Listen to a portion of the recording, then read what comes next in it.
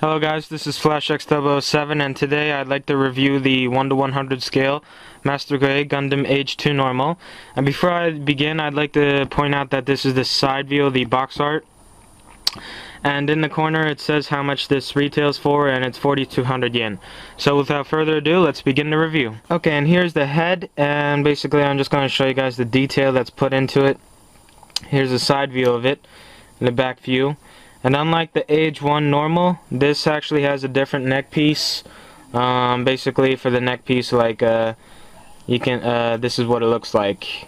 I think it's kind of big in my opinion, but still looks nice. But it might limit the articulation if you think about it. So anyways, this is the basic head view of it, and it's pretty nice comparing to the Age-1. The Age-2 definitely has a very, very good improvement design.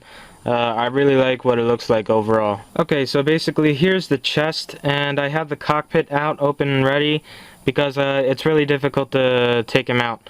So basically you just open the latch, first by pushing this up, and then by pushing this down, and then you can push this guy down to reveal Asimo, which is sitting inside the cockpit. However, it's really difficult to basically push this guy up and down, so like you really got to work with it.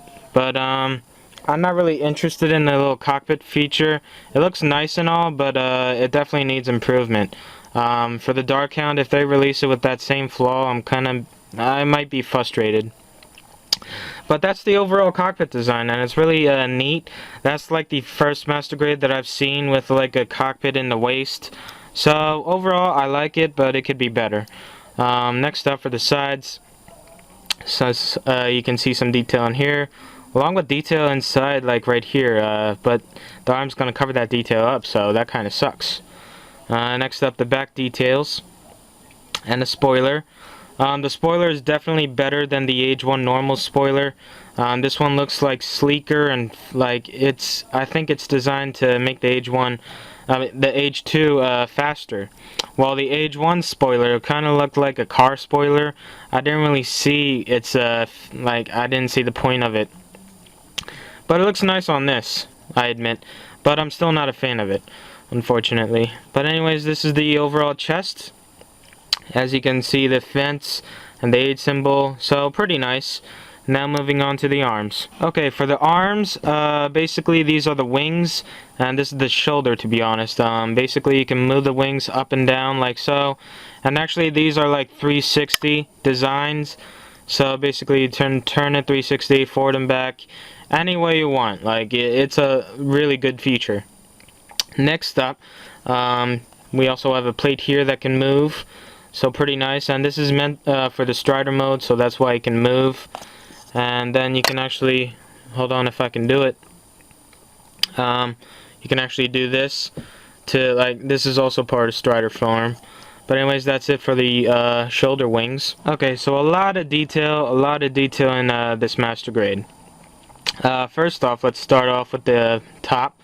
You can see detail put in here, and also the arm plates right here. And it's double jointed, so you can bend it once, then bend it again, and it's exactly 180 degrees.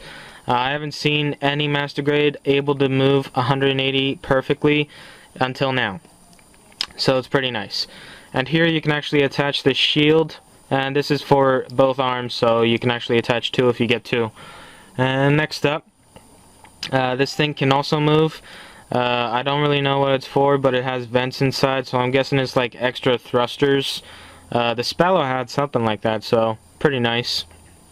And that's it for the arms. Oh, the hand is on two double joints, so basically you can turn it any way you want, like so. So pretty nice. And the thumb is articulated. Okay, so here's the legs and the waist, and as you guys can see, the waist, a little detail right here. Actually, a lot of detail. This Master Grade is very well detailed. You can see the back view of it, and also a little detail back here with the vents right there, designs right there, and again, very much so detailed. And that's basically it for the waist. As far as the legs goes, this Master Grade actually has landing gears, believe it or not. And this is where that comes in. This is basically a landing gear. It doesn't have wheels, if that's what you're thinking, but it does have something like that, so it's really nice.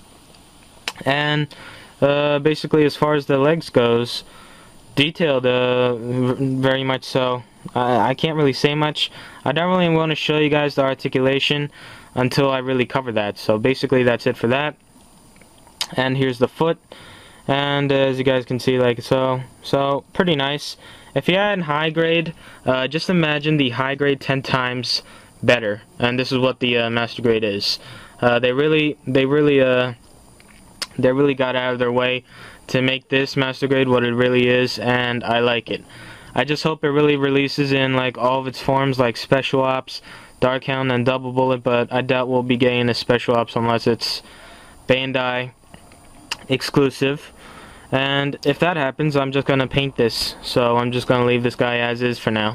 And basically that's it for detail. I've been rambling on, but let's move on to articulation. Before I move on to articulation, I forgot to include proportion. And basically, when it comes to proportion, I really have no complaints except for the waist. As I'm just going to show you guys like a brief look of it. Basically, so here we have the little chest, and then we have the waist right here. So it goes really inverted, and then we have like a square waist. I mean, or torso or skirt or whatever you want to call it. But basically, this just looks off in my opinion. Like maybe they should have made this a little thicker, and plus it would have given the cockpit some more room. But right now, the proportion for the waist looks really awkward. If you really pose it a certain way, you can even see the detail put into the waist right now. So like, I don't know, it just looks awkward in my opinion. But basically that's it for detail, and that's all I wanted to point out. So now moving on to articulation. Okay, I wanted to split the body in half so I can review the articulation better. So without further ado, let's begin. The head moves forward and back, side to side, and 360. However, I'm not going to show you guys the 360 part because I don't want to damage the plastic, because the neck and the face kind of like scratch each other and it might lead to damaging the plastic, so I'll avoid that. Next up, for the arms, I'm actually going to skip the wings because I already showed the basic idea of that in the detail, and basically that's going to be for my Strider form review, so I'll skip that. Now for the arms, it's double jointed, so you can actually bend it 180 degrees like so. Very nice articulation. For the arms, it's on double joints, so basically you can turn the wrist any way you want or the hand any way you want. And the only articulated hand is basically the finger. Not the finger, but the thumb. And basically that's the only thing. Everything else is just like still. So that's that. And for the waist right here, I already showed you guys that in the detail, so I don't feel like popping the cockpit out because it's really difficult popping that out. And now moving on to the bottom half. Okay, for the bottom half, the skirt, the front skirt can actually bend 90 degrees like so. And the side skirt can bend 100, hold on a second, it can actually bend 180, if I can do it correctly, like so. So the side skirt, very well articulated. It's actually on a ball joint, so not a surprise. That's actually meant for Strider form, so you get the idea. And for the back, actually these move as well. These hold the beam saber hilts, so pretty nice detail right there. Next up, this can actually move 90 degrees, and that's basically it for the skirts. And for the legs, unfortunately this is where I'm going to get complaining. Well, not complaining, but basically you can bend it, if I can do it right. It's on double joints like the arms, so basically you can bend it 180 degrees. However, when you bend it, yeah, this happens. There's no locking mechanism, so when you bend it a certain way, that kind of happens. It bends into like its Strider form, like so. And there's not really a lock for that, so it just happens, and it's kind of frustrating if you want to pose it in a particular way. So that kind of sucks, unfortunately. But that's not that's not something that should throw you off if you really want to get one of these, because it's very articulate and it's one of the best transforming master grades I have so far, or have seen so far.